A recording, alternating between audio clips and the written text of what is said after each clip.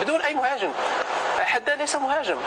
انا حازز على الجمهور اللي حضر المباراة من ساعات قبل بداية المباراة هشام، وبهذه الطريقة يستحق فريق افضل. لكن المشكل هي في إدارة النادي. إدارة النادي تتحمل المسؤولية في عملية اختيارات، في عملية البيع اللاعبين، في عملية إدارة النادي بشكل سيء.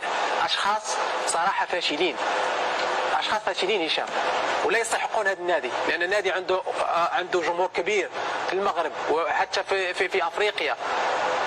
بهذه الطريقه يدار نادي بحجم الرجاء عيب وعار على مسؤولين يبقوا في هذه الاداره بهذا شنو نقول لك، مش احترافيه، اقل ما يقال على يعني هاويين، اقزام اشخاص ليس في الشكل لكن في الافكار، في عمليه تدبير النادي. انا احملهم المسؤوليه اليوم. اللاعبين ادوا اللي عليهم، المدرب يمكن تاخر في التغييرات لكن هذا هو الموجود. ما عندوش لاعبين، ما عندوش لاعبين. انت نادي كبير المفروض يكون عندك ثوابت تحافظ عليها في الفريق، مش بهذه الطريقه العشوائيه اللي تبيع وتجيب له.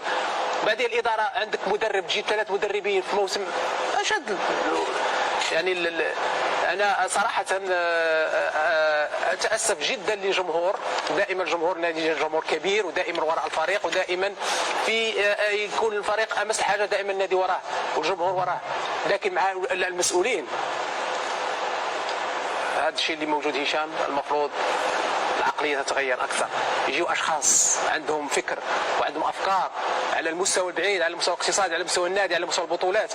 حرام انك كل موسم بهذه الطريقه هذه ولا يستفيدون من الاخطاء. انت عارف انك عندك فريق اهم اللي عندك لاعبين ثوابت وعندك لاعبين شباب. اليوم لاعبين اللي شدناهم اليوم دخول لاعب الهبطي، لاعب ابن النادي، هذا تاخر لانه نعطيه فرصه اكثر. لكن النادي الكبار هذه حتى الفريق يلعب يمكن واحد نص ساعه اخرى ما يسجلش. ما عندكش مهاجمين. كيف فريق ينافس على بطولات وما عندوش مهاجم؟ نص مهاجم ما عنده. حداد هذا ليس بمهاجم، وشاهدناه مسكين يحاول انه ممكن يلعب لك مباراه ممكن يسجل فيها، لكن تعتمد عليه في كل المباريات. وعندما تدخل المستوى هذا المستوى العالي اللي هو دوري ابطال افريقيا، انت تحتاج نوعيه اخرى من اللاعبين. تعول على متولي عنده 34 35 سنه، الله يعطيه الصحه، عاد اللي عليه. لكن انت لازم تبني اشياء. ما عندهمش ولا افكار ولا فكره. عيب والله، عيب هشام. لانه انا بقى في الحال، انا الجمهور هذا يستحق فريق يكون افضل وفريق ينافس. للاسف نبارك مره اخرى للاهلي اللي بخبرته بتجربته تاهلوا بمستحق. نتمنى ان شاء الله